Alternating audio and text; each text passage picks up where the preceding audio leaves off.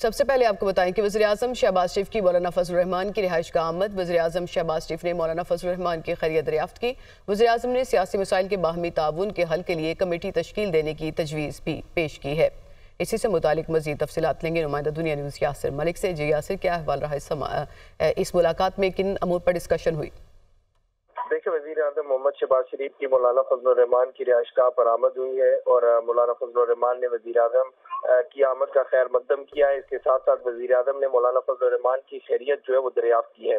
एक तो मौलाना फजल रहमान ने हमेशा जमहूरी इक़दार की हिफाजत के लिए पुरअमन जद्दोजहद को फ़रोग़ दिया है, वज़ीर-ए-आज़म की जानिब से ये कहा गया है। और साथ में वज़ीर-ए-आज़म ने मौलाना फजल रहमान की जो दीनी खिदमात हैं उनकी भी तारीफ की है। इसके साथ साथ वज़ीर-ए-आज़म ने सियासी मसाइल के बाहमी ताउन के हल के लिए जो है वो कमेटी तश्कील देने की तजवीज़ भी पेश की है। और JUI की जानिब से मुलाकात में मौलाना अताउर रहमान, मौलाना अब्दुल वासे और दीगर शरीक थे।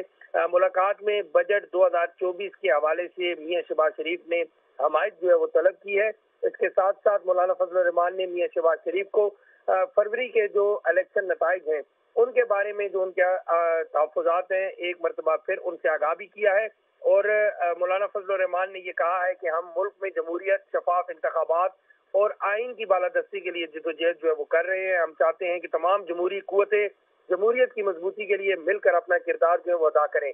जमहूरियत के लिए आपकी खिदमात के मोतरफ हैं मियां शहबाज शरीफ की जानिब से ये मौलाना फजल रहमान को जवाब दिया गया है। वज़ीर-ए-आज़म शहबाज शरीफ ने मौलाना फजल रहमान से अलहदगी में भी एक मुलाकात की है उनके घर पे ही। और वज़ीर-ए-आज़म ने मौलाना फजल रहमान ने वज़ीर-ए-आज़म को जो इंतखाबी नताइज हैं उनके हवाले से अपने तहफ़्फ़ुज़ात से आगाह भी किया है। और जो अब तक मौलाना फजल रहमान के साथ जो जिस तरह से रवैया रखा गया या बहुत से पुराने गिले शिकवे जो मौलाना फजल रहमान की जानिब से मियां शहबाज शरीफ से किए गए हैं। और मौलाना फजल रहमान ने अहम पेशरफ्त है ये सियासी मंजरनामे पर। और यासिर मलिक, आप हमें डिटेल्स बता रहे थे इस मुलाकात की, आपका शुक्रिया।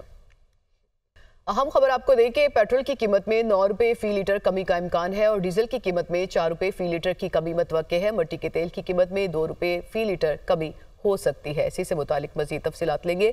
Head of business desk Haris Sameer साहब ने हमें ज्वाइन किया। जी हारिस साहब, क्या तफसीलात है और कब से ये लागू होगा? मतलब 15 रोजा ऐलान होता है, 15 जून को जो है रात को ये ऐलान होगा। और अभी की जो इनिशियल जो वर्किंग है उस हिसाब से 9 रुपये लीटर पेट्रोल और 4 रुपये जो है वो डीजल में कमी होगी। इसका ऐलान 15 जून को होगा क्योंकि इंटरनेशनल प्राइसेस जो है पिछले 15 रोज में काफी नीचे गिरी। और सेकेंडली जो है रुपी जो है वो स्टेबल है अपनी जगह पे, ये 278 20 और 30 के दरमियान है। तो इसकी वजह से जो है कीमतें कमी का इम्कान है। सही, हारिस समीर साहब आप हमें तफसीलात बता रहे थे, आपका शुक्रिया। PTI मरकजी सेक्रेटेरिएट डीसील न करने के खिलाफ तौहीन अदालत की दरख्वास्त। इस्लामाबाद हाई कोर्ट का PTI मरकजी सेक्रेटेरिएट डीसील करने का हुक्म। इस्लामाबाद हाई कोर्ट के जस्टिस सरदार एजाज ने बैलिफ को PTI सेक्रेटेरिएट डीसील करने भेज दिया है। आपको अहम खबर दे रहे हैं कि PTI मरकजी सेक्रेटेरिएट डीसील न करने के खिलाफ तौहीन अदालत की ये दरख्वास्त है और इस्लामाबाद हाई कोर्ट ने PTI मरकजी सेक्रेटेरिएट डीसील करने का हुक्म दे दिया है। इस्लामाबाद हाई कोर्ट के जस्टिस सरदार एजाज ने बैलिफ को PTI सेक्रेटेरिएट डीसील करने के लिए भेज दिया है। CDA ने PTI मरकजी सेक्रेटेरिएट को सील किया था।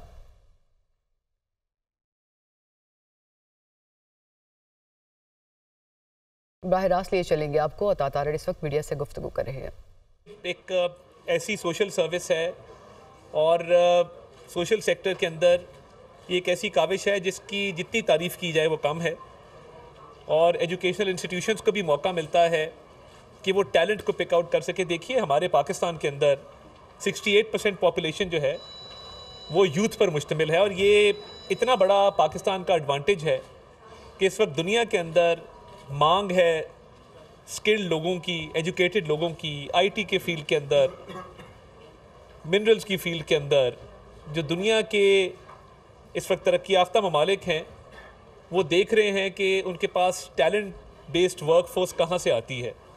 तो वो टेक्नोलॉजिकल एडवांसमेंट हो, वो एग्रीकल्चर की फील्ड हो, वो माइंस की फील्ड हो, वो ऑयल एंड गैस के हवाले से हो, जितने भी शोबे हैं उसके अंदर पाकिस्तान की बड़ी कंट्रीब्यूशन है। और पाकिस्तान की स्पेशली जो वर्क फोर्स है, जो स्किल वर्क फोर्स है, उसने बड़ा कंट्रीब्यूट किया है ग्लोबल इकॉनमी की प्रोग्रेस में।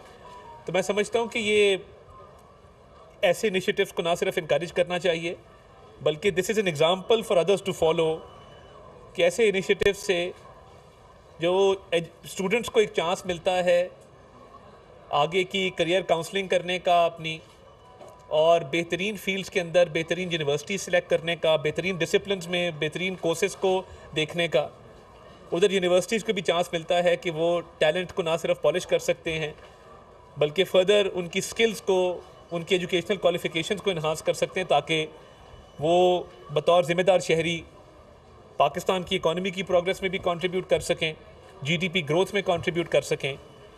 तो मैं समझता हूँ कि पाकिस्तान के लिए स्काई इज़ द लिमिट।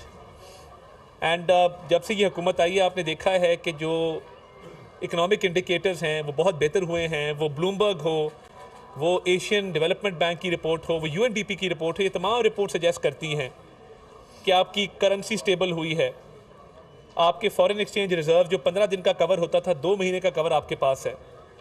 उसकी वजह से इन्फ्लेशन में एक रिकॉर्ड कमी वाक़ हुई है कि पिछले साल 38% इन्फ्लेशन थी, इस साल जो है वो इस महीने में 11% है, पिछले महीने 17% से वो 11% पे आई है।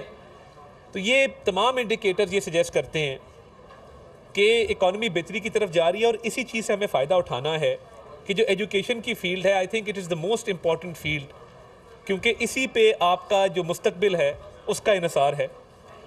और एक रोशन मुस्तकबिल के लिए जब तक हम अपने यूथ को सही स्किल सेट प्रोवाइड नहीं करेंगे, सही अपॉर्चुनिटीज़ प्रोवाइड नहीं करेंगे और गाइड नहीं करेंगे कि किस फील्ड में उन्होंने स्पेशलाइजेशन करनी है और क्या टैलेंट है जिसको उभारा जा सकता है, तो मैं ये समझता हूँ कि ये एजुकेशन हमारी माशरे की भी, हमारी मईशत की भी बैकबोन है।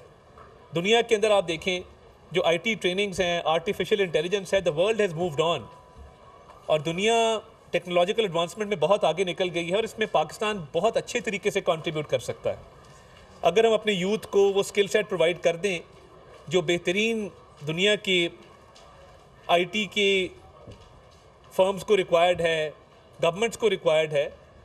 तो मैं समझता हूँ कि ना सिर्फ हमारे यूथ को अपॉर्चुनिटी मिलेगी परफॉर्म करने की, बल्कि पाकिस्तान की इकॉनमी में एक पॉजिटिव कंट्रीब्यूशन होगा। तो my commiserations and commendations to Young Media Group for organizing this education expo। और इसकी हर साल ये बढ़ता जा रहा है और इसका हुजम भी बढ़ रहा है, तो मैं मुबारकबाद भी पेश करता हूँ और इनकी काविशों को सराहता भी हूँ कि इन्होंने एजुकेशन की फ़ील्ड के अंदर ये लीड ली है और इसमें मैं समझता हूँ कि ये ना सिर्फ हमारे यूथ को बल्कि ओवरऑल एक पाकिस्तान में एक स्किल सेट को इन्हांस करने के हवाले से भी ये बहुत सूदमंद साबित होगी। एक बहुत प्रोडक्टिव एक एक्सरसाइज है जिससे एजुकेशन की फ़ील्ड में हमें बहुत फ़ायदा भी मिलेगा और हमारे यूथ को जो है वो अपॉर्चुनिटीज़ मिलेंगी। और यूथ को अपॉर्चुनिटीज़ देने के हवाले से देखिए गवर्नमेंट भी इस पर कारबंद रही है। वज़ीर आज़म शहबाज शरीफ जब खादिम पंजाब थे, आप लैपटॉप्स देखें कि फ्री लैपटॉप्स दिए गए स्टूडेंट्स को, दुनिया में कहीं नहीं दिए जाते। मेरिट स्कॉलरशिप्स थी, पीस स्कॉलरशिप्स थी और पहली दफ़ा ये हुआ कि हेड्स ऑफ स्टेट्स के अलावा टॉप पोजीशन होल्डर्स को गार्ड ऑफ ऑनर दिया गया। तो देखिए ये स्टेप्स होते हैं जहाँ पे आप अपने यूथ को इनकरेज करते हैं।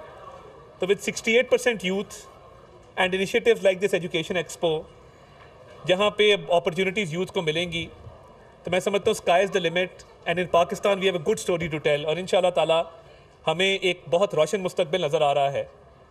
और ये पिछले कुछ साल मुश्किल ज़रूर थे कि हम डिफ़ॉल्ट के दहाने से वापस आए, बट अगर हमने अपने यूथ को वो स्किल सेट दिया, वो एजुकेशन दी जो वो डिज़र्व करते हैं और ये इकनॉमिक इंडिकेटर जो बेहतरी की तरफ जा रहे हैं ये इसी तरह बढ़ते रहे और हम मेहनत करते रहे, तो एक दिन आएगा कि हम इंशाअल्लाह ताला दुनिया की टॉप इकॉनमीज़ में से होंगे और इसमें हमारे यूथ का बहुत बड़ा हाथ होगा। यही टाइम है कि हम अपने यूथ को एम्पावर करें, उनको सही स्किल सेट दें, सही एजुकेशन दें, ताकि पाकिस्तान जो है वो अक़वाम।